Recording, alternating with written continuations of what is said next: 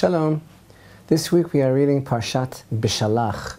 There's a lot happening in this week's Torah portion, but central to Parashat Beshalach is the beautiful, evocative, elusive, enigmatic song of the sea. The Jewish people have exited Egypt, and now we are en route to the Promised Land, to the land of Israel.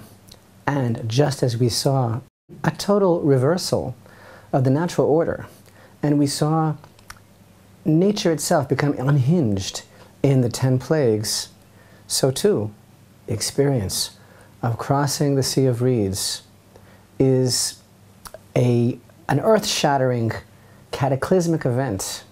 Small wonder that our sages say that whatever it means, that every body of water in the world split when the Sea of Reeds split. This event exists on so many levels. And of course, here we are in the midst of the month of Shevat. We're reading this week a Torah portion which has such incredible significance for the very foundation of the relationship of the people of Israel with the God of Israel, the splitting of the sea. And if, as we study Torah, we continuously maintain that we're not studying someone else's history, and we're not learning about the past, but we're essentially following a roadmap of our own lives. And we understand that walking through the sea all night long, the people of Israel on dry land, walking towards their destiny, walking towards the land of Israel, that means, if we're reading that in this particular place and at this particular time, this is what we are to do now. This is what we can do. This is the story of our own hopes and dreams and yearning, and of our own fulfilling our destiny, and of God keeping His promise to us, and of our keeping our promise to Him. So it's certainly no coincidence that this week, as we read this incredibly moving poem, this supernatural experience of closeness to God, of the splitting of the sea, and walking heads held high to our destiny. So too, here this week in the land of Israel, we had Israel elections, and that is a good example of walking towards our destiny. It would be impossible to deny the parable, the symbolism of elections in Israel, and that very week reading of the walking through the sea. Walking through the sea that night took a lot of bravery, took leadership, courage, preparation, and faith, and all of those things are also criteria for leading the people of Israel at any time. Now, some people are at the moment disheartened about the results. A lot of people are confused, and there's a certain uncertainty in the air. What is the direction of the people of Israel? Who is going to govern? What sort of coalition? What is in it really for the Jewish people? Well, let's stay on this theme of understanding our reality through the major gift that Hashem is giving us this week, which is the splitting of the sea. Now, it was a prophetic vision, and two things really, I think, are central to this vision, the prophecy of the Song of the Sea. I think there are two major factors, although it touches upon justice that was meted out to the Egyptians. It touches upon many different points, but the two major factors are really the preeminence of the land of Israel, and specifically the heart of the land of Israel, which is the Holy Temple. And also, it stresses a certain level of faith, faith which is palpable, which is experiential, that actually was bequeathed from mother to child at this incredible event. So I think that really the heart of the song here in chapter 15 of the book of Exodus. In verse 17 we read, "You will bring them in and implant them on the mountain of your heritage, the foundation of your dwelling place that you, Hashem, have made, the sanctuary, my Lord, that your hands have established."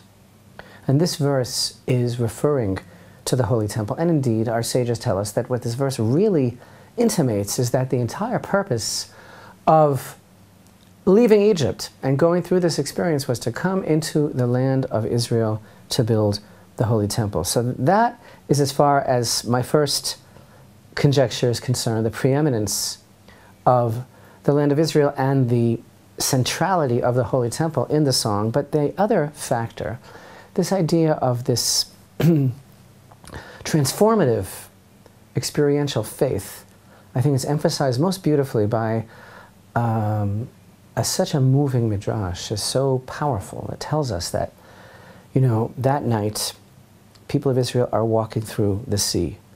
Now, a lot of little children involved, you know, and everybody who has little children knows that when you take your kids out for a trip, you have to prepare some snacks along the way. Here in Israel, we have bamba. You have to bring some food for the kids. It's very tiring. Kids are walking all night and they're hungry. And they're crying out for food. And so the Midrash tells us they had to eat. What did they feed them? The Midrash tells us that as they're walking, you know, that ocean spray, and they're walking through the split channels, the 12 different paths for the 12 tribes through the sea, the mothers of Israel would just reach into the walls of water around them and pull out beautiful fruit, apples and pomegranates, and feed their children this fruit. So either you can say that this was another aspect of a miracle upon a miracle upon a miracle, just like everything else that just completely was miraculous about that night, which is true. You can also understand, though, simple foundation that our sages are telling us.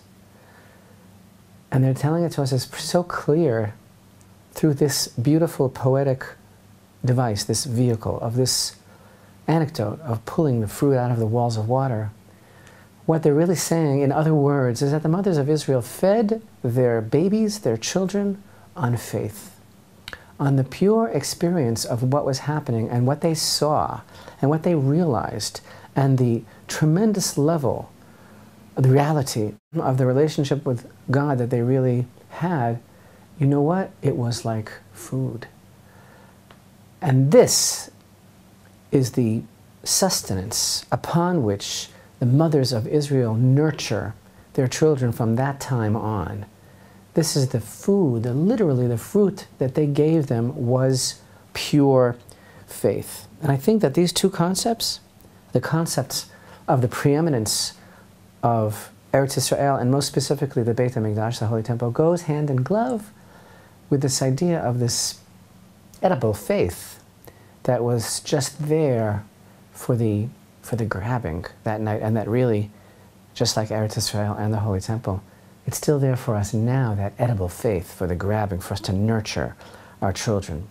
So, the Midrash said the Holy One, blessed be He, to Moshe, you said in your song, you will bring them in and you will implant them.